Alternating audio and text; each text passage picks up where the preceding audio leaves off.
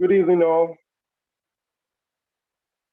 Hello, can you hear Hello, me? Raza. What's up? I can hear you, is Esther.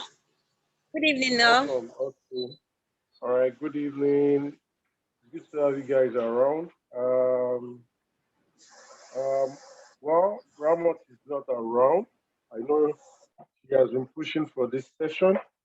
Okay, but I'm just trying to come in, though the course, like is not really my course. Well, I would want us to, one way or the other, participate in the discussion.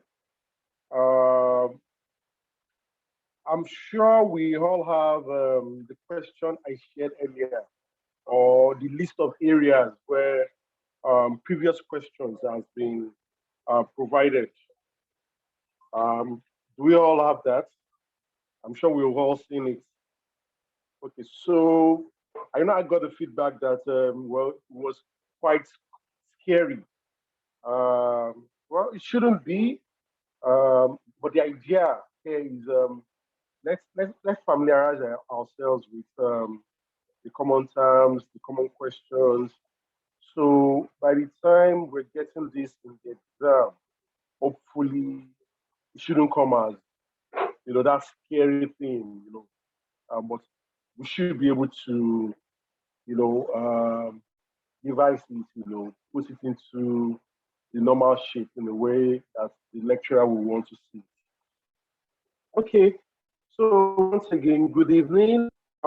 The limitation is we may not really have multiple cases as intended, but at least we should be able to see a question and at least be able to put something down, and that's the scope. So from our discussion, we will be able to know how far we can go with this session. So technically, we all understand at this point that we're taking comparative foreign policy. And for comparative foreign policy, we can't talk about this without understanding the essence. In this case, policy first. And, just like the lecturer took it in the stages, we talk about policy before we move to the foreign policy and then, the comparative foreign policy.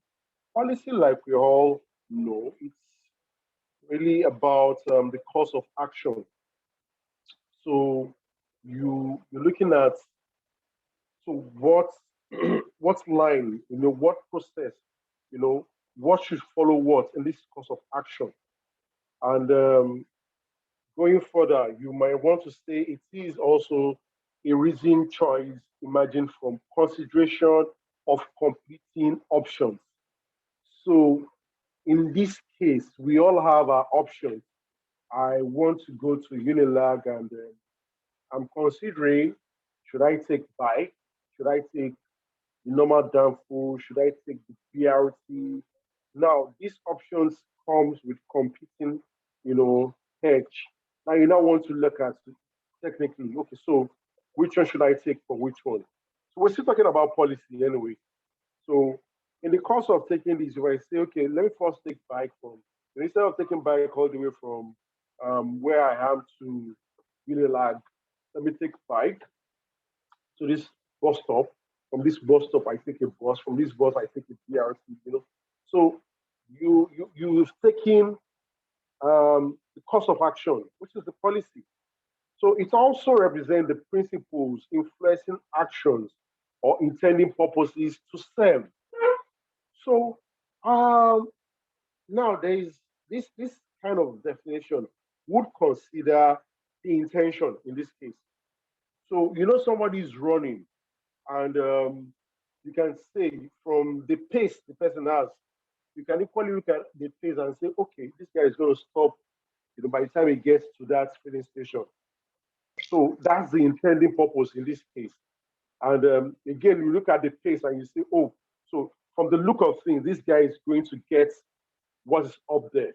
And that still speaks about the policy. So what's the influencing action? So the principle behind it, and also, what intended.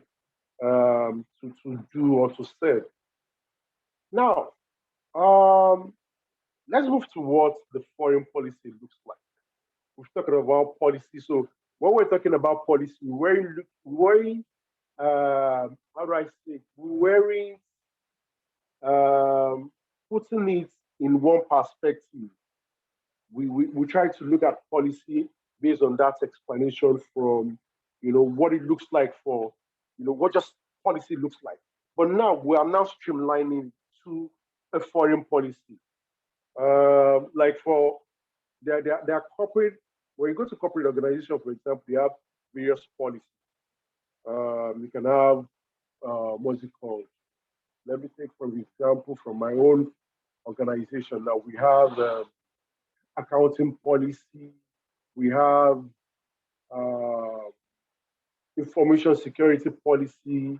So now if you see that this policies, accounting policy is going to show, for example, what you do as when you take on the accounting um, activities, process, duties. So what do you do? So what are those things, prepared to achieve? Now that's what the policy looks like. So the course of action and what you intend to do with it. Now we're taking it to foreign policies, streamlining it to, okay, so what are we doing with the foreign policy? So this is a type of policy that goes beyond the boundaries of a given state. Now, so we have taken it like, okay, so when we talk about foreign policy, we're thinking about something, a policy that is maintained at, beyond, beyond the boundary of the sovereignty. So that shows what is expected, what the course of action will look like for a country or for a state, when it's going beyond its boundary or sovereignty. It's also, embarked action taken by a state while interacting with other states or international systems towards achieving its set goals and objectives. So you look at it and you feel, okay, so the first definition I talked about, okay, so the moment in Nigeria, for example, when I say in Nigeria, I meant, well, a government or somebody representing the government is stepping beyond, the boundaries of that state. So what is expected of that Nigeria? Uh, I know for US, for example, they have a kind of foreign policy where um, if you are a US citizen and you're going to some countries, not all the countries, there is a responsibility for you to report what you're doing in that country to your home state. And there is a responsibility for such country to report your activities, especially financial activities, to your home country, which is the US. So, as a citizen of that US, if you're going to, if you're coming to Nigeria, for example, and for example, you're opening an account, there's something called FATCA. And in that FATCA, it's expected that, I know Nigeria has, or some the major banks in Nigeria have signed that agreement with the US to ensure that when US citizen comes to Nigeria, he opens accounts, the dealings is reported to US. So that's one of the ways where they use in checking, their own activities. Now, this is a policy they maintained, the FATCA, they maintain with, some foreign countries.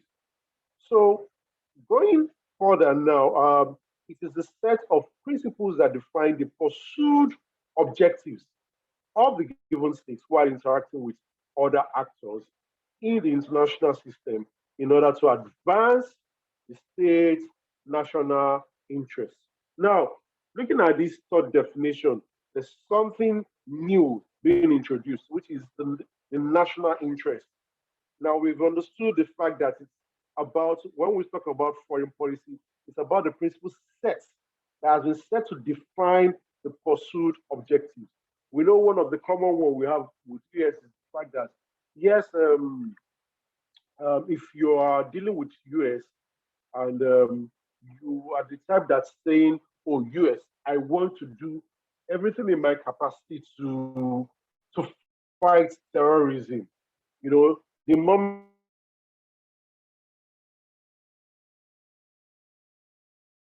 US hears that, the idea is they can listen here to you. Even though you're talking and it doesn't look like they're standing with the moment you say, okay, so at this moment, we're doing everything in our capacity as a country to fight the cause of anti-terrorism or to support anti-terrorism. And the next thing is, you get a call like, okay, so we are with you. So what are you doing? So let's see how we support you. And that's the next thing you get from you. And that's what they do, one of those things, because it's one of the principles for them, which they've set to pursue, as part of their objectives in the course of interacting with the actors in the international system. We all go through, I'm sure we've gone through, what is the international system? It's not new to us, considering the fact that we've done this in international relations in the first semester. And yes, so in the course of doing this, there's also an element of that state. For example, in this case, we're saying US protecting and advancing its state's national interest.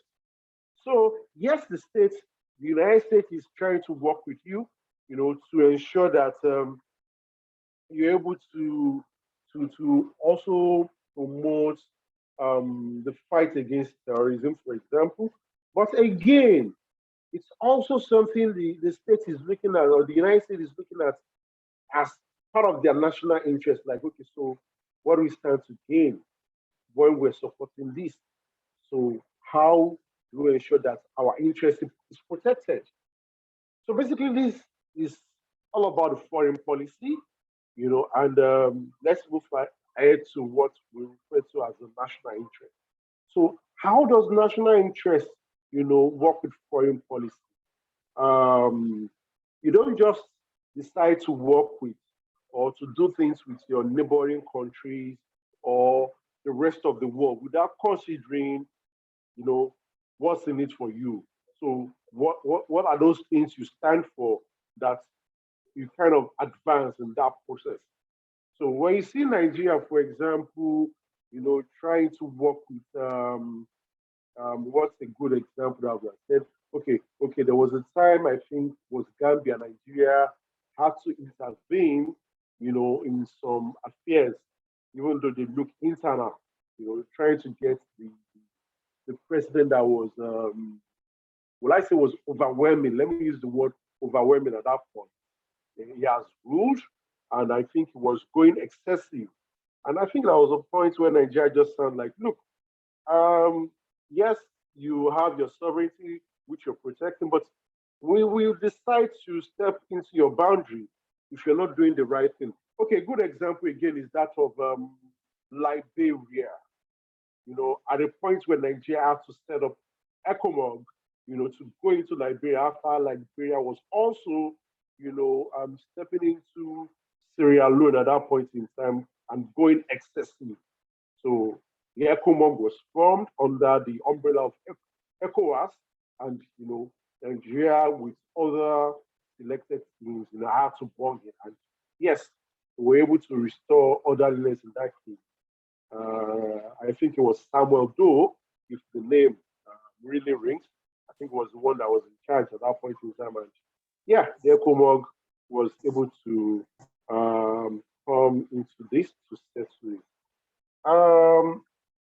This is just about the foreign policy and the national interest. But again, at that point when Nigeria was going into, Nigeria would have considered, its national interest at that point in time, ensuring that, okay, look, what's in it for us? Are we not just, going in there to just waste our resources? So another one would be US going into Afghan then.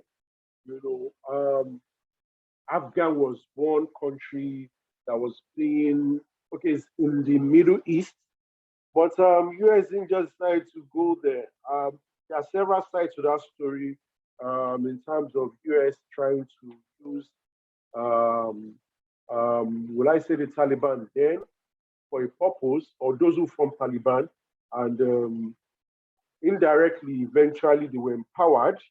And in the long run, they were not just empowered to just be able to do that, but for some national interest, or would I say covert interest. And at the long run now, when it looks like the interest or the national interest of the US is becoming, will I say, a big burden, maybe probably looking like they're making more losses, in this instance, losses in terms of resources, in terms of manpower or military. So they felt they had to just withdraw, their troops from the country. So that was one of those reasons why Taliban today is in charge of Afghan. So national interest is generally believed that the formulation and execution of foreign policy is determined to a large extent by the national interest of a nation. So when we come to define national interest, we could see this from different lens. When I say different lens, I mean from scholars' perspective. According to Morgenthau, it conceptualizes national interest as power among power. So that means when you see a projected power, the national interest is actually the power among that power. According to Kepler in 1967, it defines it as interest in which a national actor has in implementing the needs of the national system of action. Again, the national actor has in implementing the needs of the national system of action. So what you see there is a situation where a national actor, which is a state, now in the system, when I say in the system, I meant in international system. But in this process, it's implementing the needs of its national system of action. So what you see is when you see US truly going into, there are some countries where there are issues today and you don't see US going there. Lo and behold, it means US must have size of its national interest and look like that. If you go into this thing, it doesn't look like we're going to get something substantial, or we're just going there and we may be ruined.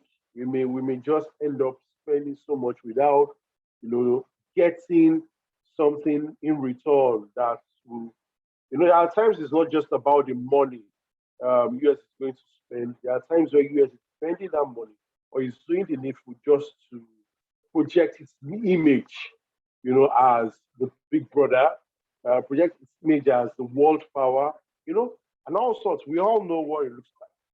So according to Frankel, 1972, he opines that national interest is all about the key concept in foreign policy. So when you see a foreign policy, there's a key concept in it. And that key concept in the foreign policy is actually the national interest. So it amounts to the total, according to the what's it called, the common sense, or would I the common agreed definition. We can say it amounts to the total sum or aggregate of all national values, objectives, goals, or interests of the individuals and or groups in in a nation state. So at this point, I would appreciate if you guys can comment about what we've talked about so far. Okay, just comment. I just want to get your view. What are we talked about, and what do you think is clear, or what is not so clear to you? All right, so over to you guys.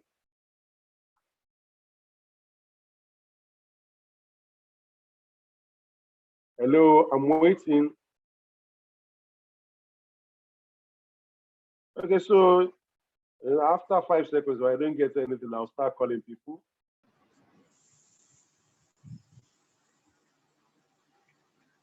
Okay, Sir? so yeah, you can go ahead.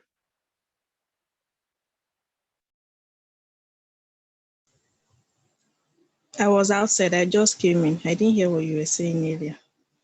Oh my goodness, you just came in. I thought I saw Razak, your Razak, good evening.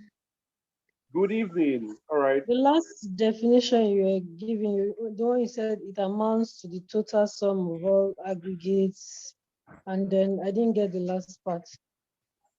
Okay, so of all the national values, objectives, goals, or interests of individuals and or groups in the nation state. So don't mind the technicalities, but it's just basically about the understanding.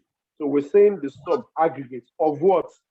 Of national values, objectives, goals, interests. You may choose just one. You may choose just national values. You may say it's just an aggregate of national objectives or national interests of who? Of two people here, individuals in the state or and or groups in the nation state. So that's national interest. All right. So any other comments or any other clarification? I'm sorry. Yeah, you're welcome. Razak. Is that Yeah, the good evening. definition for a foreign policy? No, No, that's that's for for national interest. national interest. Oh, national interest. Okay. Oh, okay. Makes sense.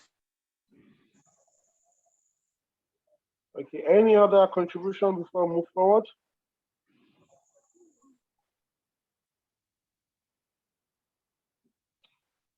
Okay. So in the absence of any other one, okay. So let's just project.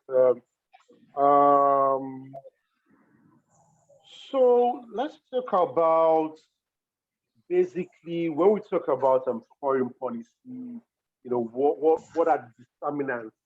What makes up or what are those sources?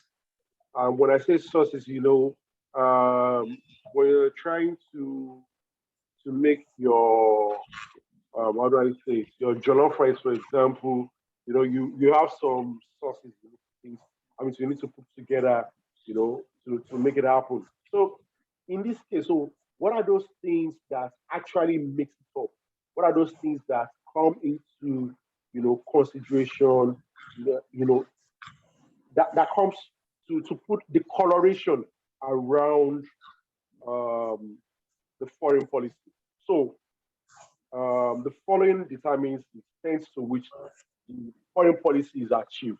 Number one, quality, character, and disposition of policymaker. Again, quality, character, and disposition of of policymakers. So what this implies is that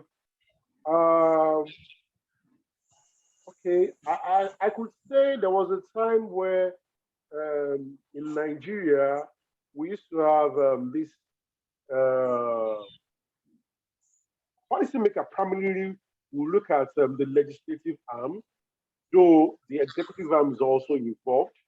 But again, it's expected to have the executive as the arrowhead in this case. But again, the core guys who have this responsibility to make these laws or to build the policy are actually the legislature. But again, in most cases, the executive are the ones who create like the arrowhead of the whole thing.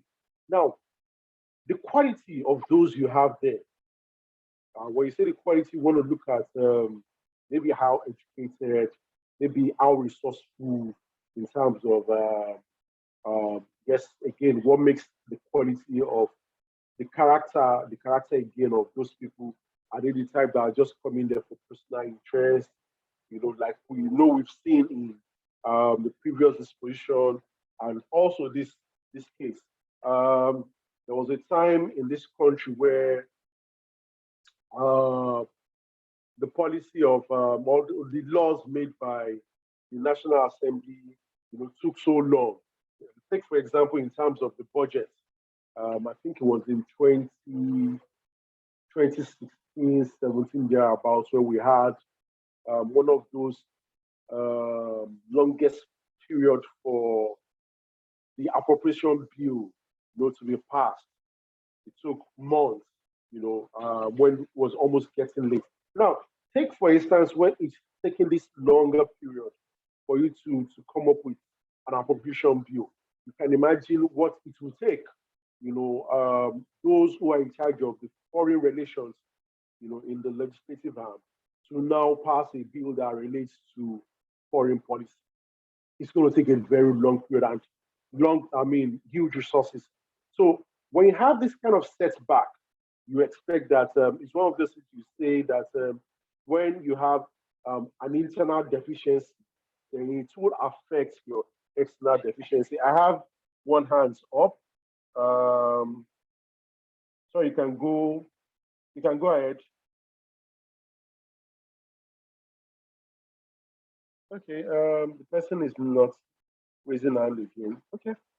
All right, so let me just continue. So that's number one. Number two is the political circumstance.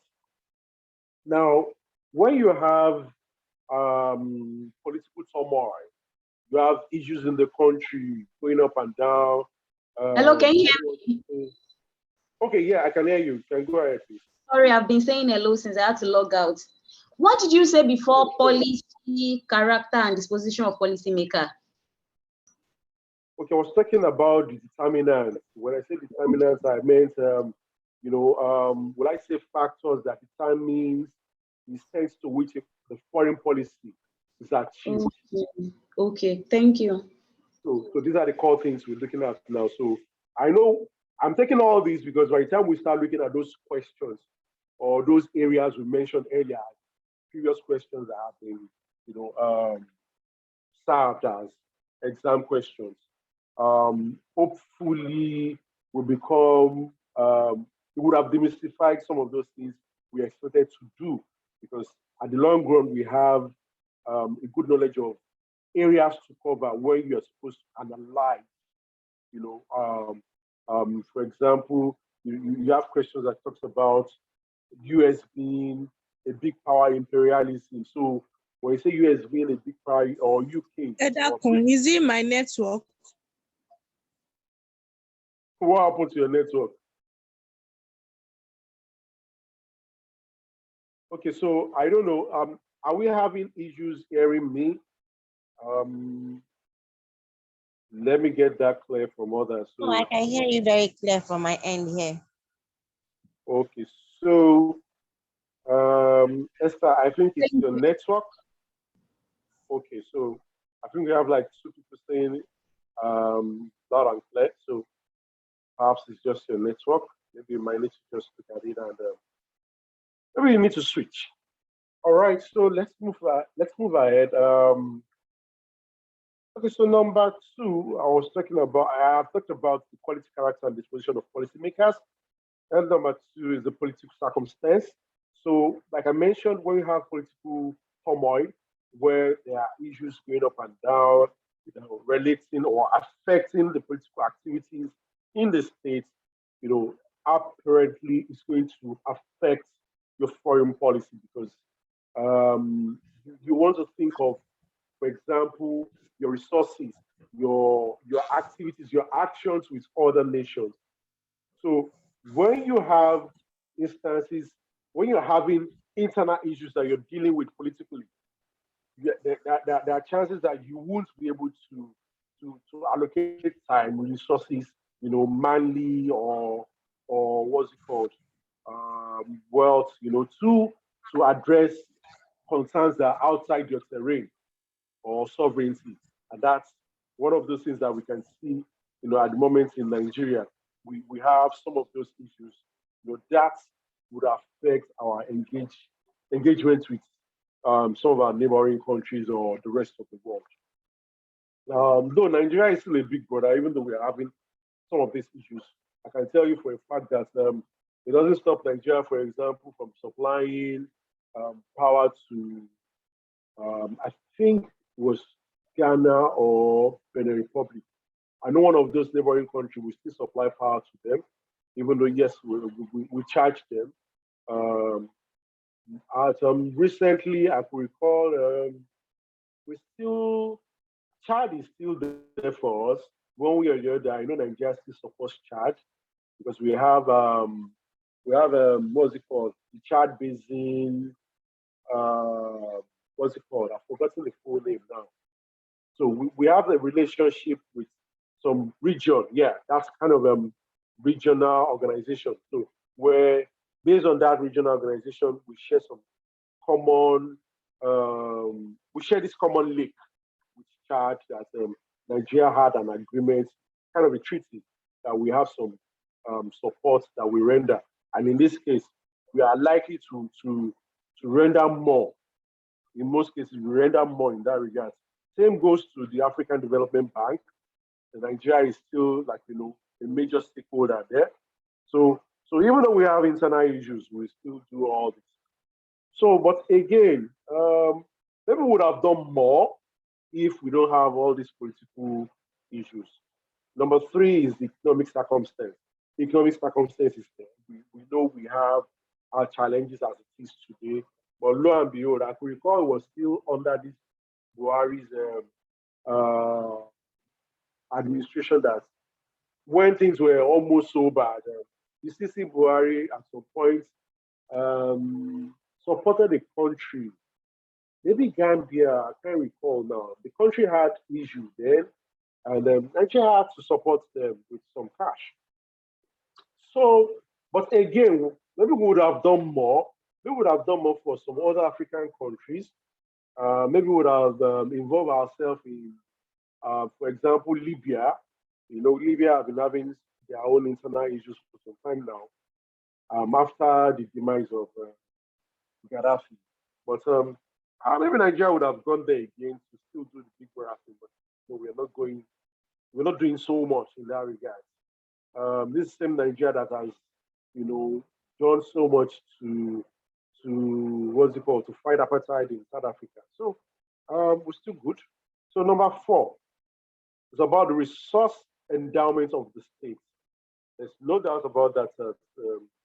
Though it's still relating to economic circumstance, but in this case, okay, one of those we can link would have been the one for power, because we have a good use of, or you kind of extract so much from the Kanji Dam and other dams now that we have. Yes, we were able to get or to generate more power, and that was why we were able to still do some kind of big brother legacy thing to supply power to neighboring countries.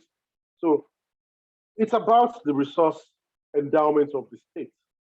We have crude oil.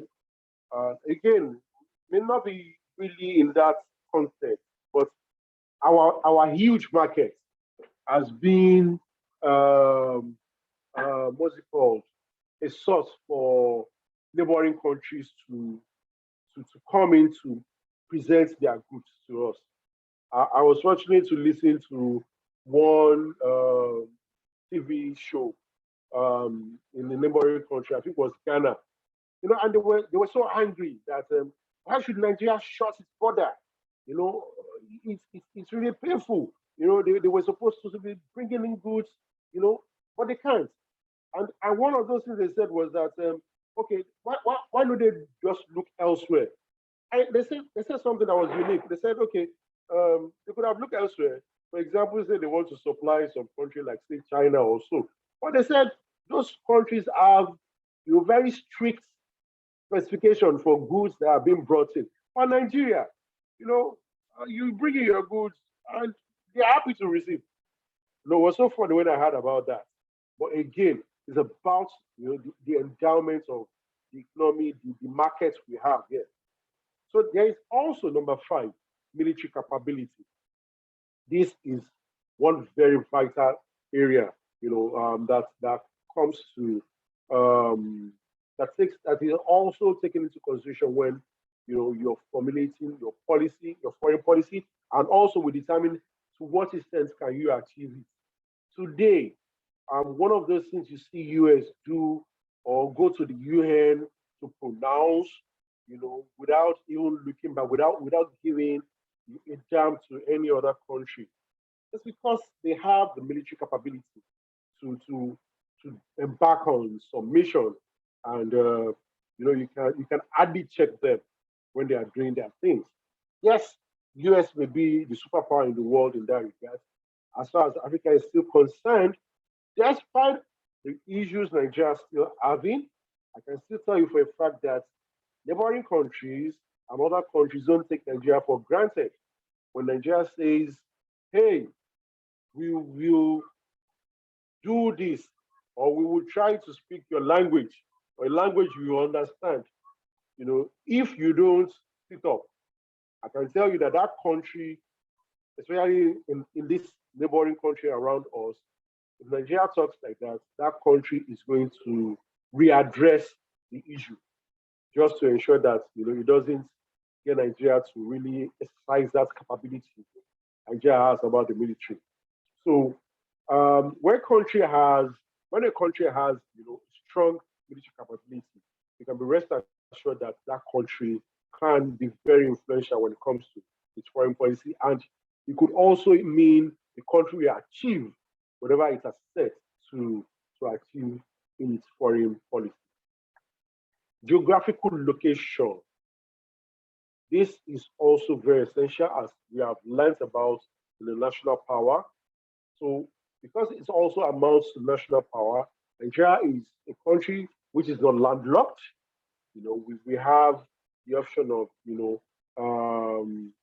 water, being at our neighboring about at our boundaries. So it gives us the option also to do things differently, to receive things differently. We have our ports, but for a country like Niger, Niger will need to depend on several neighboring countries or other neighboring countries to get resources.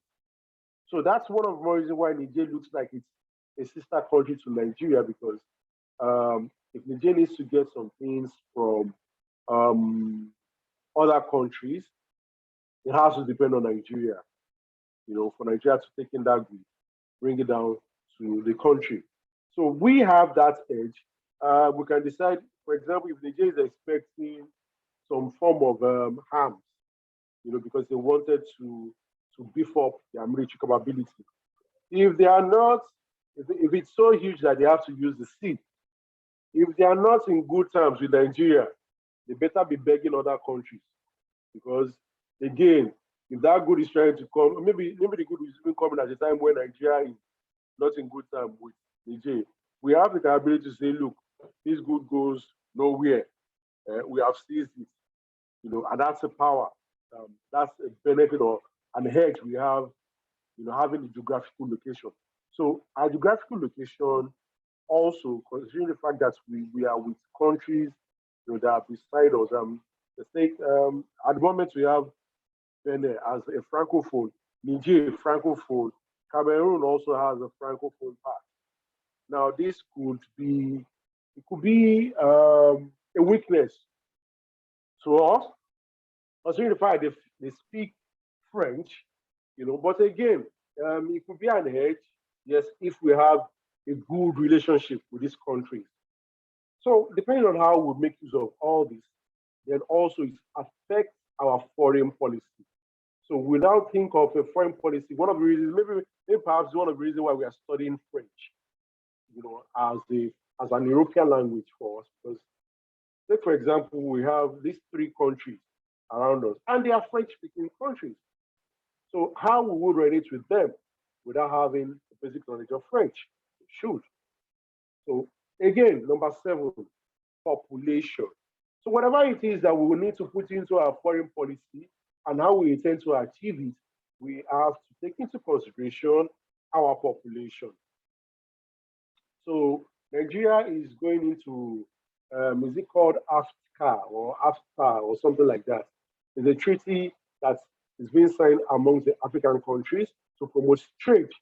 Now, we have our market, for example, to protect, but again, this market is huge. So every other country wants to come or want to do business with Nigeria because Nigeria has a very huge and very large market.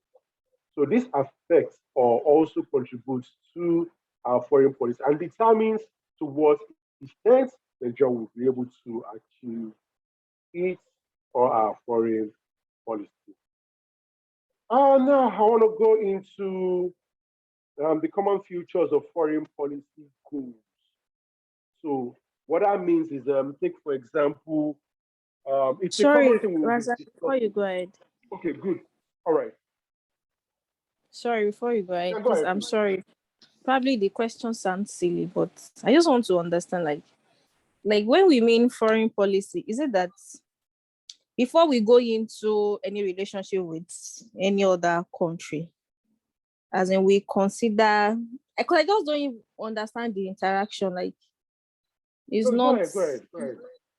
okay. It's like, okay, we have a foreign policy, so we have to consider all those things. And I know, like, okay, the foreign policy is in the interest of the state and the populace, of course, like the Nigerian populace. So is it that we have to consider all National those interest. things before we formulate our policy and interaction with another country? I mean, I don't understand it. Technically, yeah. Technically, we had gone into all this, considering all this, or using, I won't say just consider, we used all this in To developing leverage. or formulating our foreign policy.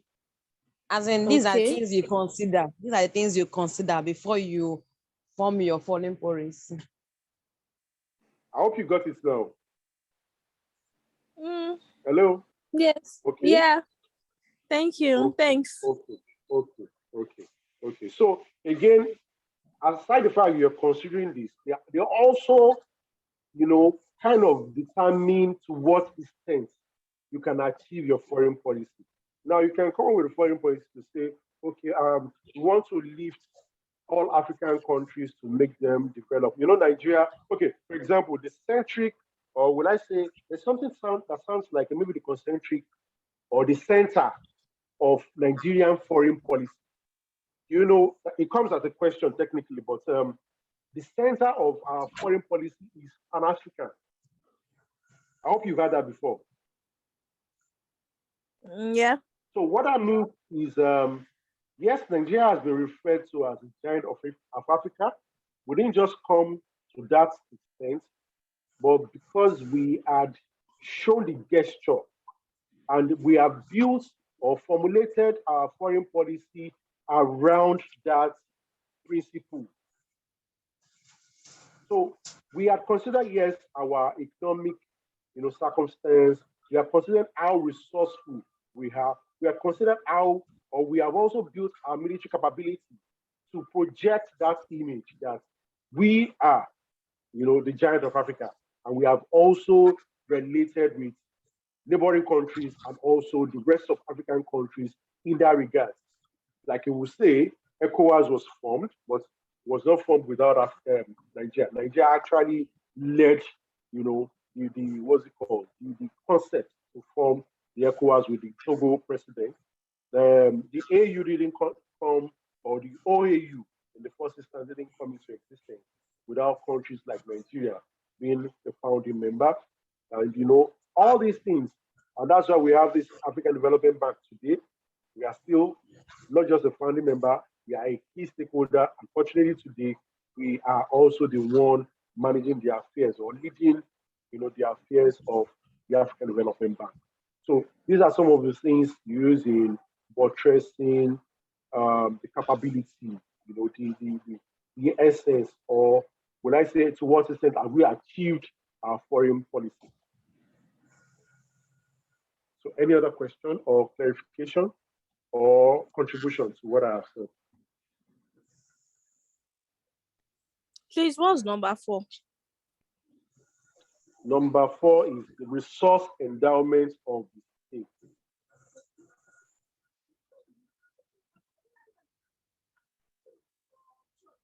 Okay, so can we move ahead? Or I'm sorry, can we forge ahead rather? Okay, so let's just talk about common features of foreign policy goals. So now this is not just peculiar to Nigeria as well. but this is something that you will use when analyzing um, the making of what's it called, the foreign policy goals of countries. And when I say this because when you look at the last session we have, or the last class we had, we talked about the less developed countries, and we cut that from China to Brazil, from Brazil to South Africa, then to Nigeria. And for those four countries, you will notice that when they're talking about their foreign policy goals, they are always considering these five items. What are the five items? We talk about welfareism, we talk about defense, we talk about reputation, we talk about peace, and we talk about civilization. So I'll try to elaborate on all this. So number one, promotion of welfare and prosperity of the citizen. So in most cases, for all these less developed nations, Sorry, what are you most of explaining? these are common features of foreign policy goals. Features. Okay. Yeah. So like I said, these features will come into use when you have some questions to talk about some foreign policy. So, which means by the time you're asked to say, okay, so what does that foreign policy or this country, how, especially for the less developed countries, in most cases, you need to talk around these five items. So, these common features of the foreign policy goals. Number one is the promotion of welfare and prosperity of the citizens. So what you have noticed is that for most of these countries, like the less, especially the less developed nations, they had days of colonization, and in the case of South Africa, appetite. So now, what this simply means is that they have suffered, from technically the issue of slavery, insubordination, um, suffrage, and so on. So the next thing once they are working towards their policy, as an independent nation, or a freed nation, or a nation that is more now, will I say technically detribalized? Let me just put it that way. In the case of South Africa, for example, so because the moment where the power was transferred from the whites to, more of the black, or the core indigene, or the majority. Now, Sorry, the features is kind of confusing. Is it features or principles? no, common features of foreign policy goals. Okay. It may be principles in some regard. Yes, I may say maybe principles, but again, what it means is they are the bottom line. So if you check the policies for most of these, or all these less developed nations, you will see those policies talking around all these five items. So number one, like I said, is promotion of welfare and prosperity of the citizen. You recall that, take for example, in South Africa, before the end of apartheid, they can hardly, or there are areas where they can't own land, and you have more of this land in the hands of the whites. But the moments where Nelson Mandela came in to say he wants to write this new policy, or he and his team wants to look at, the foreign policy that they work with. The next thing they want to promote is, okay, we must promote the welfare and prosperity of our citizens. Number two is the protection of sovereignty and its integrity, and that's more like the defense. So they are considering a situation where, guy, after this our independence, we must ensure our sovereignty is not encroached, and it's a serious issue for any other country or neighboring country to just think of encroaching into that sovereignty, because they will take that issue very seriously. If you have watched foreign movies, you see that there are some times where you have flights or planes moving into some region, and you know they see some kind of one, they give them warning saying, look, bravo, bravo, alpha, alpha, look, you are getting into a region, and this region is protected or is belongs to this country, and if you don't turn back, you know, bring you down and probably explode the device or whatever. So I forgot how they use the terms. That's that's how they communicate to such, you know, airplanes. So unless they are doing some kind of convert, you know, where the device or the plane they are using is not so susceptible to be discovered by the radar. But the moment the radar picks it, it commits, even if it's on water, the naval team will get in touch with that ship and say, look, hey, you should stop at that moment. It's either you stop there or you turn back because you are trespassing into this terrain and it is protected by a particular law, which is under the international system. If you move further or if you continue to stay there, we will bring you down and all that. So this is part of the protection of the sovereignty that you get, and then it's common with all these nations. We all have this foreign policy that we maintain. So it's maintained as a foreign policy against or to check external aggression or excesses of some external country. So I hope that is taken. So number 3, projection of prestige and reputation of the nation. So whatever we do, again, we try to project our nation. Nigeria is a great nation. So that's one of the foreign policy that we'll eventually do. And that's why. Okay. Okay, sorry. I just want to bring our mind back to when NSAS issue was going on. Yeah, you know, there was a time that people were calling on other African country presidents to at least say something. I think before the president of Ghana said something, and then he had something from is it House of the Lords or something, and then Buhari responded saying that they should mind their business. So is that like the protection of the sovereignty of the states? And then does it mean that if in a nation before the whole this Gaddafi happened, like of course there was interference from external countries, like, so is it that they shouldn't have said something? They should have just left us to suffer? And then because when she said they should mind their business, that it's an internal something.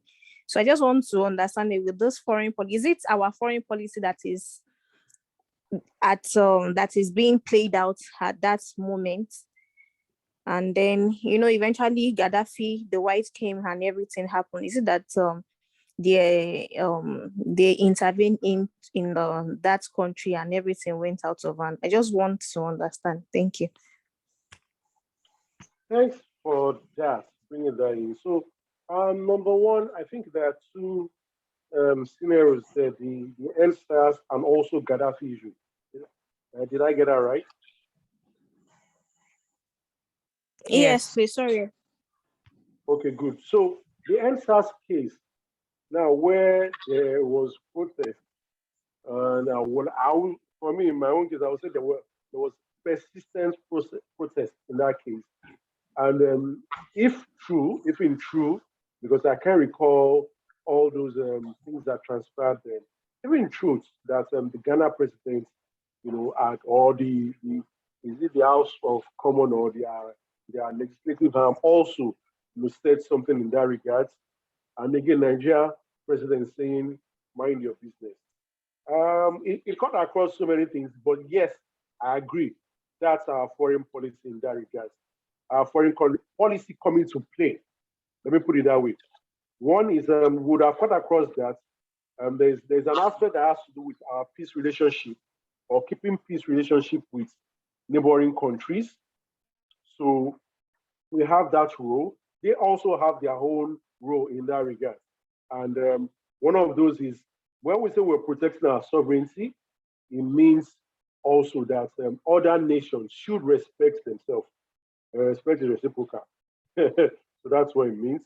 And in that case, yes, it's expected that you don't interfere in internal affairs of other nations unless when they are really getting out of hand.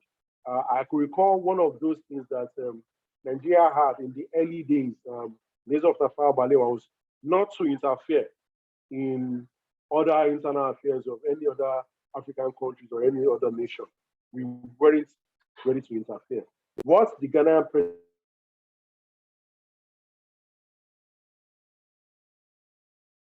president did was technically interfere. It's not like they are coming into, but they are just lending their voice.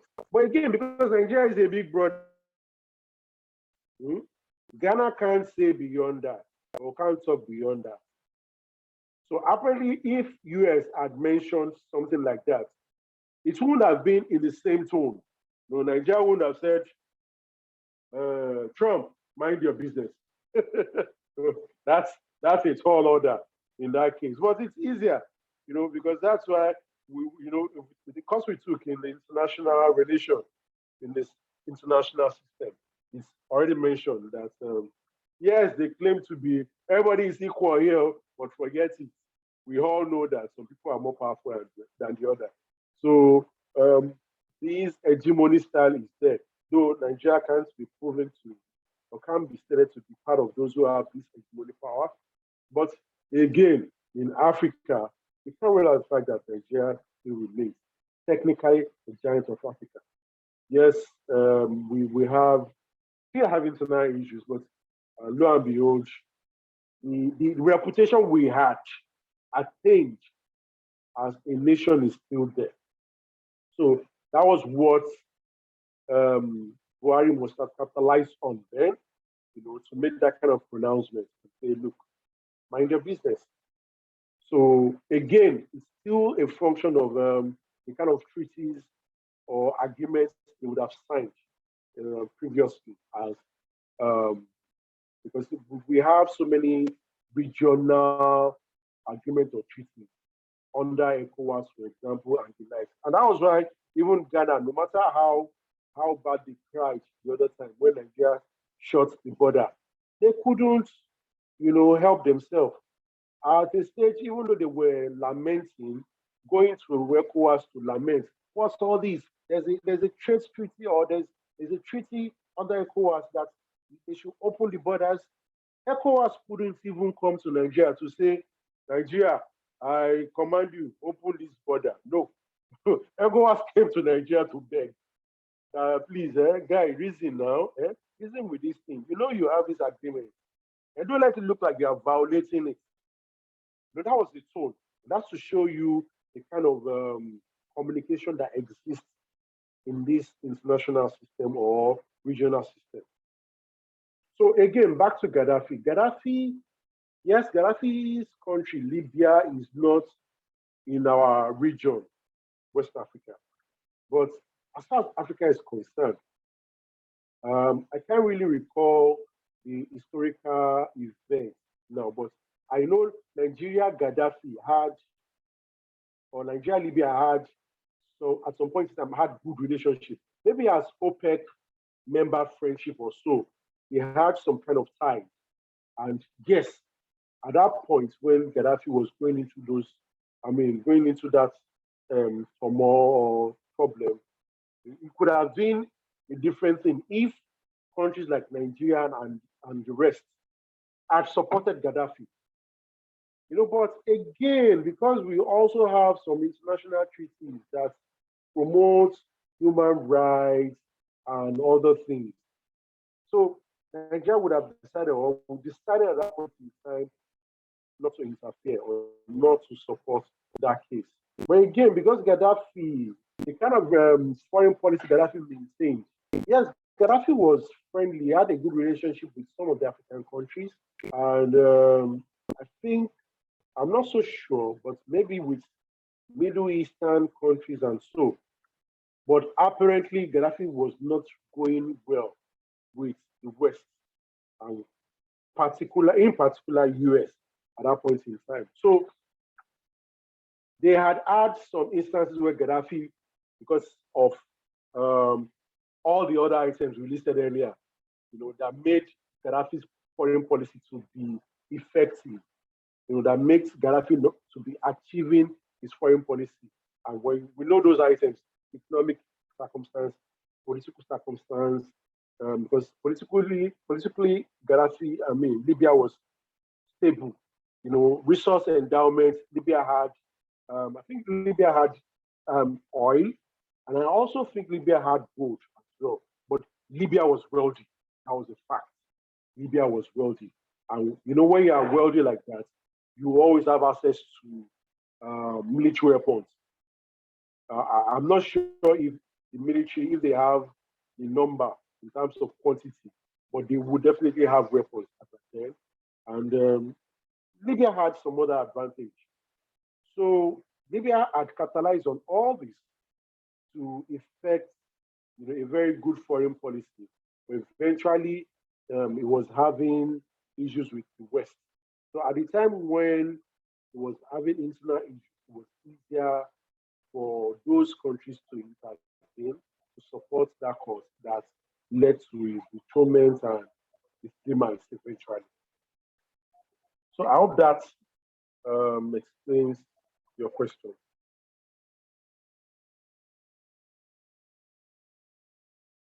Okay. I don't think I have the person's name. I'm sorry. I would have mentioned the name. It's I just Esther. hope. I'm just using a different phone. Okay. Sorry. Okay. Okay. All right. So, number 4, cultivation of peace, relationship, and economic cooperation in relation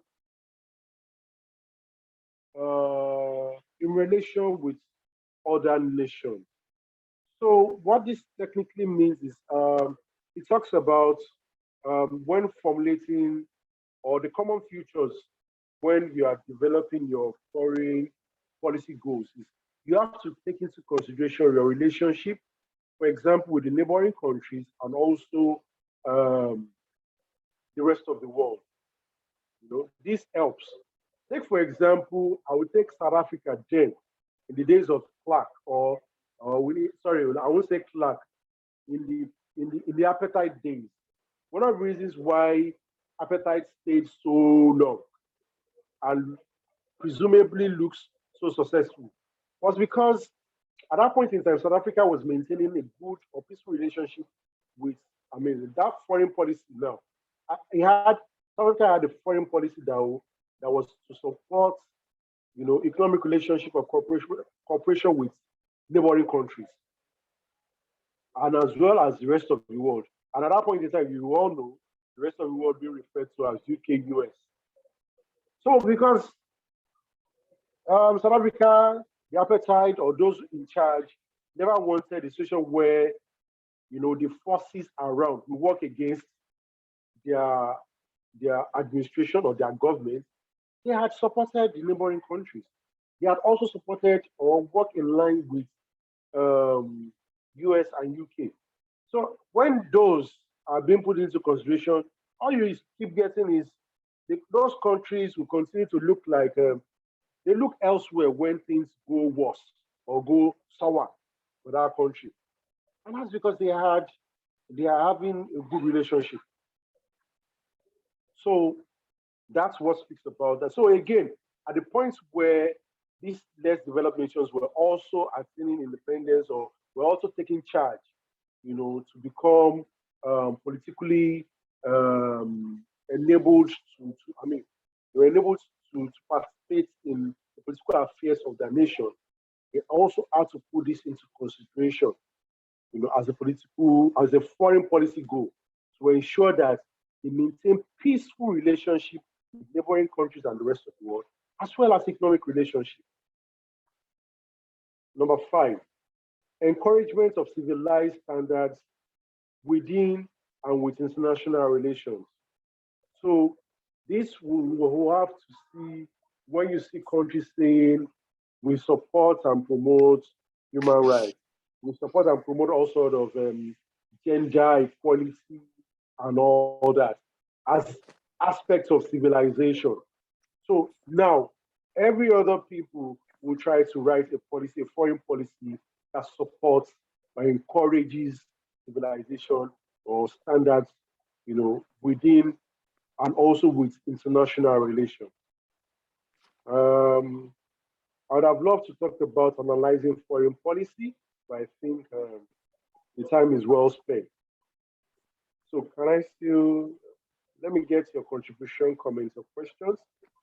And again, maybe we might just go into some of those questions to see, the applicability of maybe what we've learned, and maybe we'll call it a day. All right, so comments, questions, contributions. Sorry, Mr. Razak. Please, I didn't get that number 4. Formulation of, hello? I'm with you. Alu? Please, that number 4. I didn't get that. Cultivation of peace relationship Peace. and economic cooperation. Peace. Okay. Yeah. Cultivation of peace relationship and economic cooperation in relation with other nations. So I hope you got the explanation, or do I still explain? Yes. I got this. Okay, so like the explanation. Okay, got the explanation. Good. All right. So any other comments, contribution? Sorry, good evening. Good evening. Sorry, please, can you list out the features again? The features of foreign policy. Okay, so I will do that, but I don't want that to take us back. I'll probably do that in the WhatsApp group. I'll drop it there. Okay. For us. Thank you. Yeah, you're welcome. Any other one?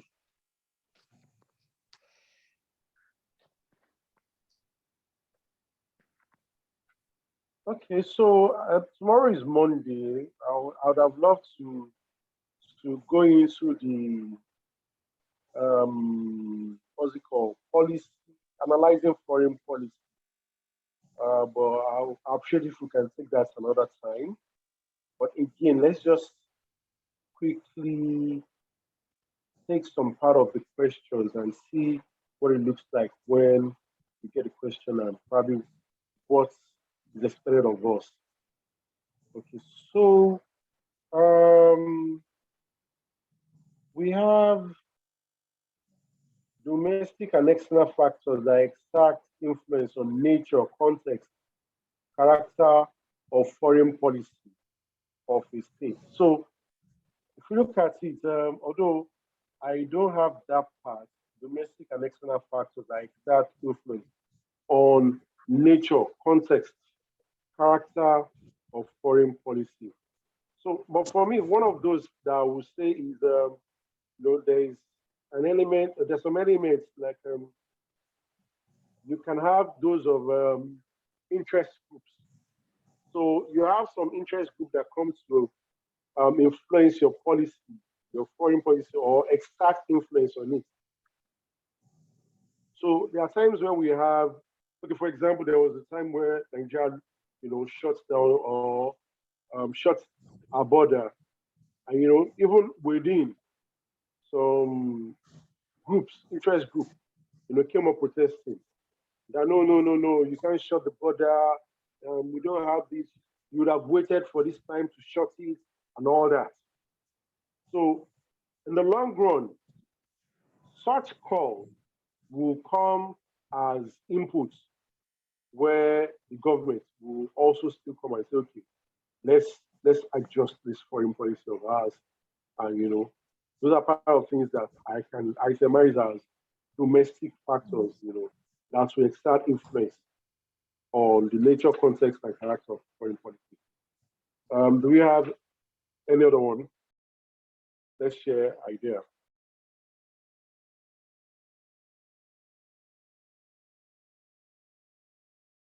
So we don't have any other one we can cite.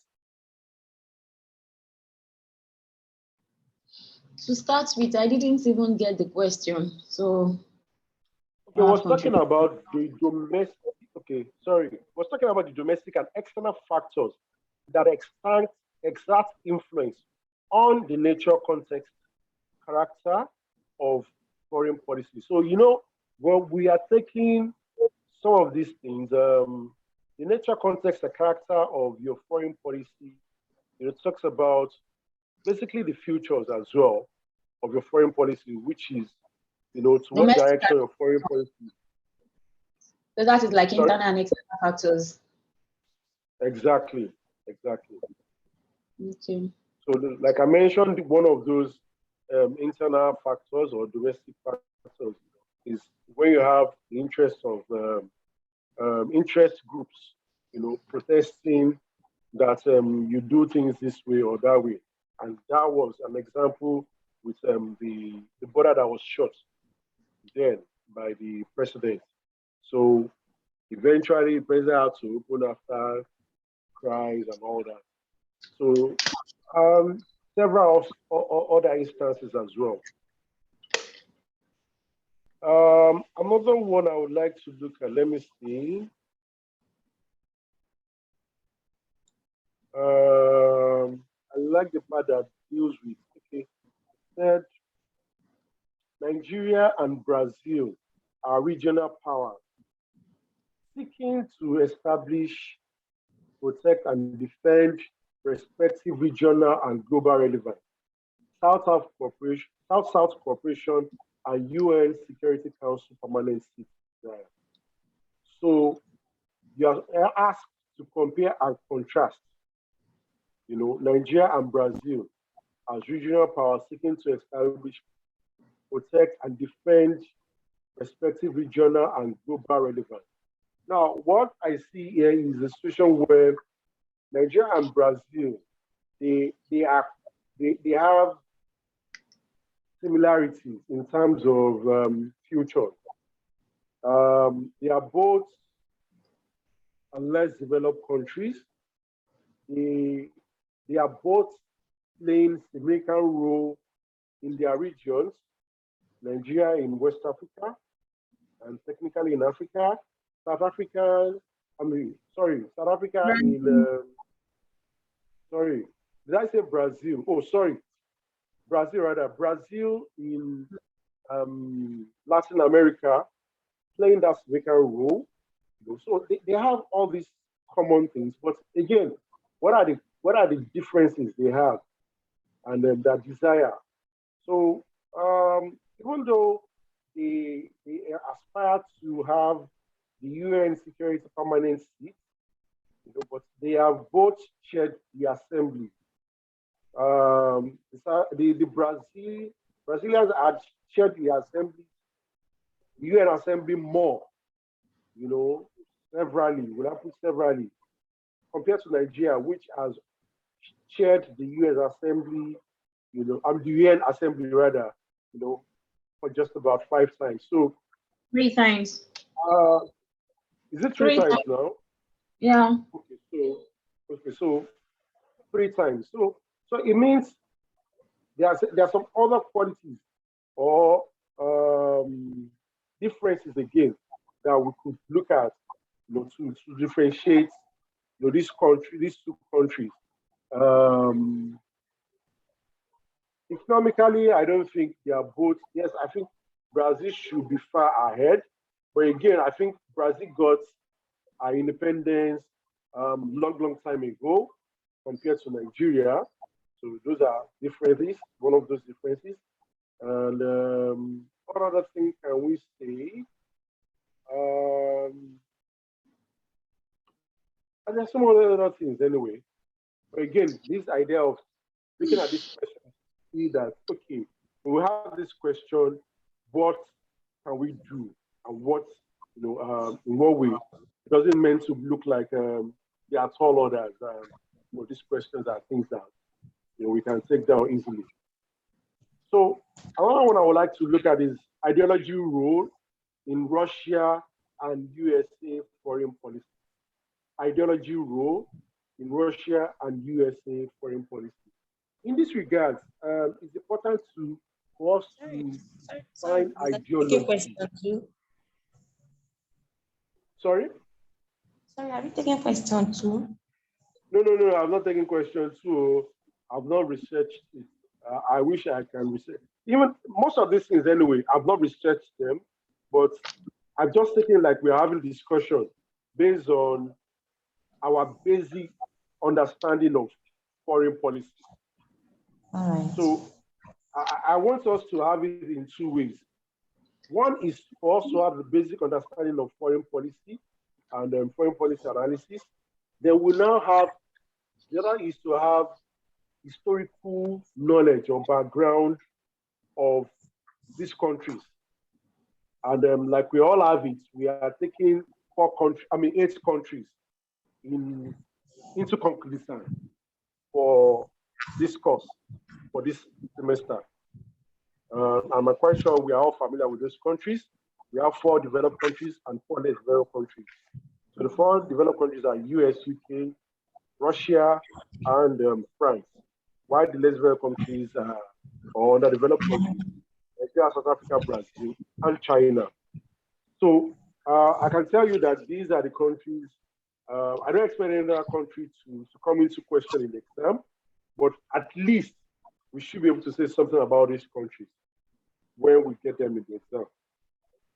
So we know about 1 or 2 things that are very unique or peculiar to each of these countries. At a minimum, you know about 2 things. So when you know such, you can build on this to write or to analyze.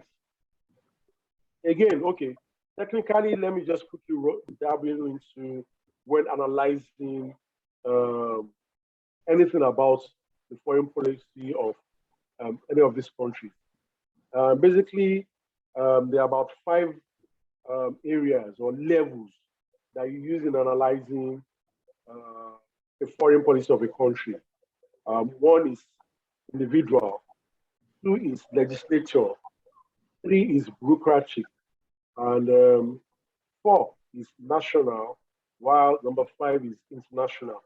So when you take these 5 things into cognizance, you can write and analyze your story about. Please, can you repeat it?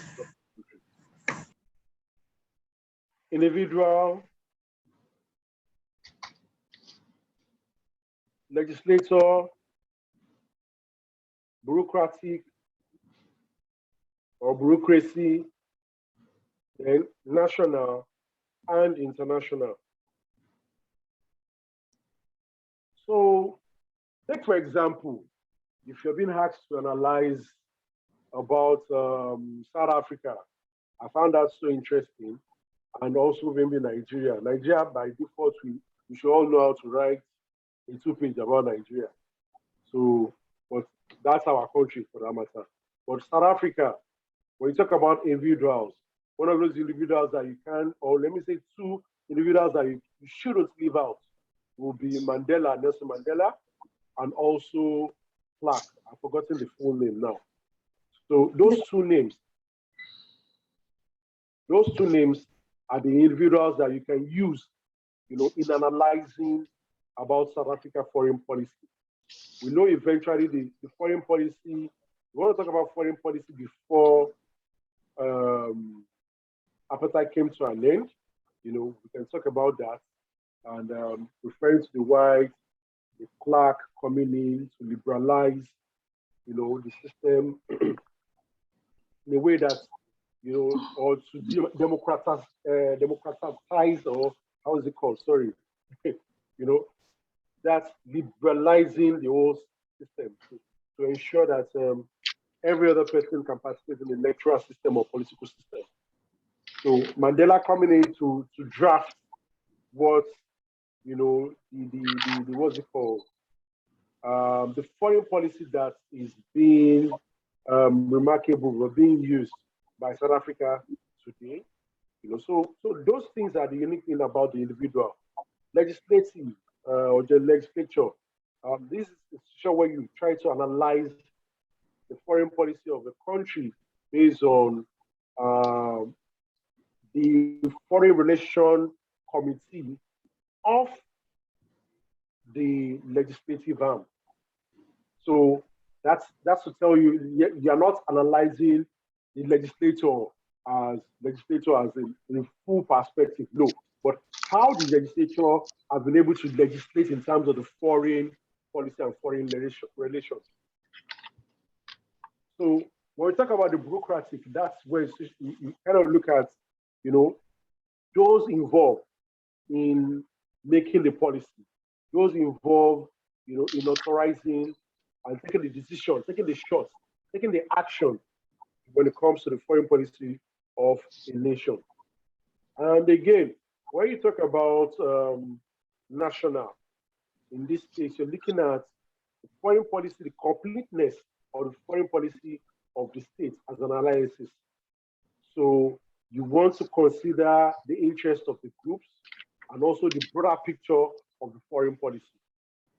So when we talk about when we start talking about the roles the ANC played in South Africa, and eventually, what transpired, the contribution of that of the freedom fighters, the contribution of South Africa as what's it called? I mean, the interest group rather, their opinions, how it formulates and shapes, the foreign policy eventually. So again, when you talk about the international, that's where you now take the foreign policy as foreign policy. You look at how it affects or the influence on the external environment. So when we talk about South Africa, for example, and how it's been engaged, today, initially there is this organization, a regional organization that was formed during the apartheid days. And interestingly, that organization, I've forgotten the name, maybe Saka or Skapa, eventually was formed as one to promote or to ensure, how do I say it, that South Africa was able to live beyond the days of the apartheid as to become successful or to get things liberalized or political aspects liberalized for them to have the day. But again, when South Africa became liberalized or democratized, it now had to take that organization into cognizance. Today, South Africa is now, the organization was supposed to serve South Africa. South Africa is now serving, supporting that organization eventually. This is now taking foreign policy as an international aspect. The international level of analyzing the foreign policy of South Africa, for example. So I've taken these, levels of, the 5 levels of analysis now, using South Africa, for example. So we could take this for any country when we are analyzing them to make sure that, to ensure that we don't lose out the core areas, that are expected of us when speaking about their foreign policy. So you could look at this and look at other questions. It's almost 10:30. Oh, it's even 10:30.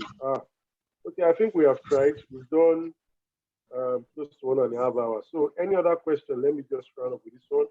Or maybe the other session, by the time we're doing this in full, we can also see double into other questions to the 5. So questions, contributions.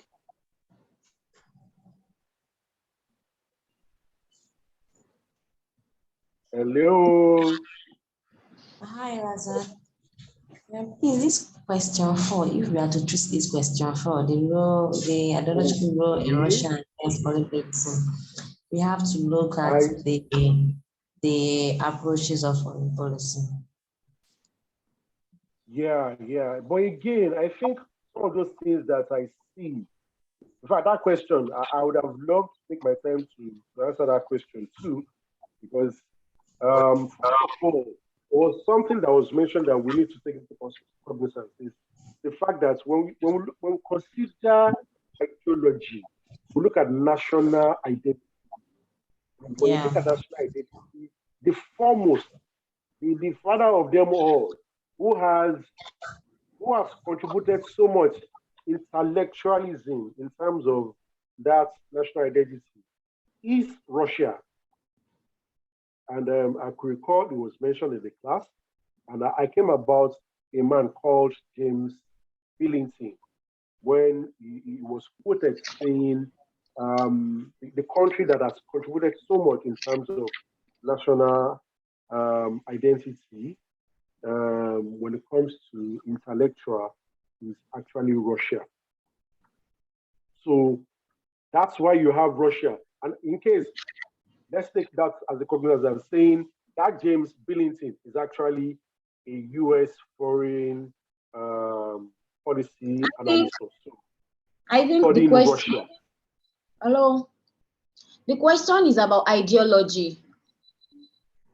And the ideology, there is no how you talk about the ideology. You can't just talk about Russia. You have to talk about the former USSR, which is one supporting, USSR was supporting communist / socialism, while US was supporting capitalism. So I think the ideology is about capitalist / socialism, not the historical aspects. Okay, I agree. We relate That's related to this word that led to propaganda and the likes. Since it talks about the ideology. Yeah, that's very correct. But again, I mentioned that because I was just at times when we understand the background of some of those things, you know, it makes you connected, or it sets the connection in place for you not to lose the grasp. And that was what I was trying to achieve, saying, okay, so even the evolution of foreign policy as itself, you know, where does it start? And the fact is, it started with this idea of, look, US trying to study where is ideology even coming from, where is identity coming from. And US had to credit Russia in that regard when it comes to identity. Again, yes, they had to now define the cause of their action. And yes, that's where we have this idea of saying we promote the capitalism for US and we promote communism for Russia.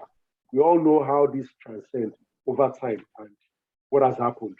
Yes, Russia was formerly Soviet Union, and it has, you know, further shaped, or how do I say it, redefined differently. But again, we can't still forget the fact or dissociate the fact that Russia still remains Soviet Union when you see Russia.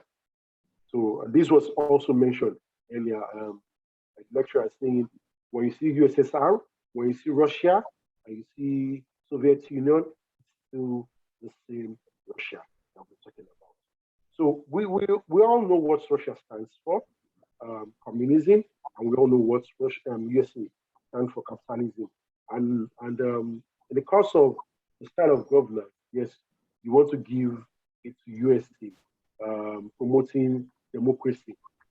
So in this case as well, we can talk about, again, what does US also still promote in the foreign policy? And one of such is, you know, anti-terrorism, you know, and furthermore.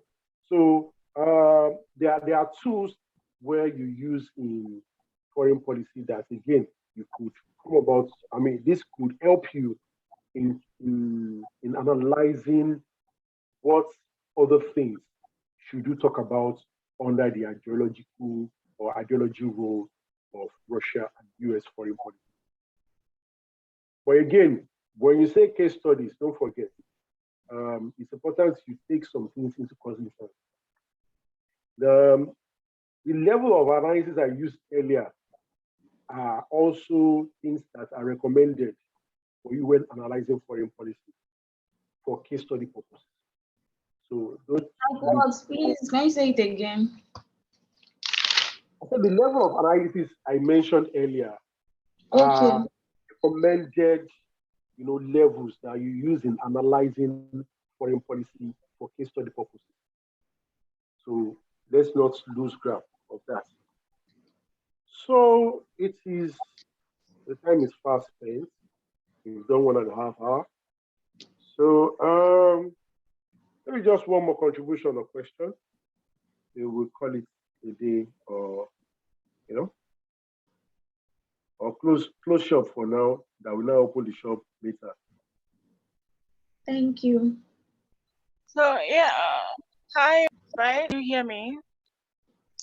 I can hear The you. question for the class. So I'm going through my note and I cannot find the US the US foreign policy. I had to check the MPI info that Ramat sent. I noticed same with mine. I couldn't find the US. I was wondering, did the man treat it? Because what I can see in my note is Russia, Britain, British, and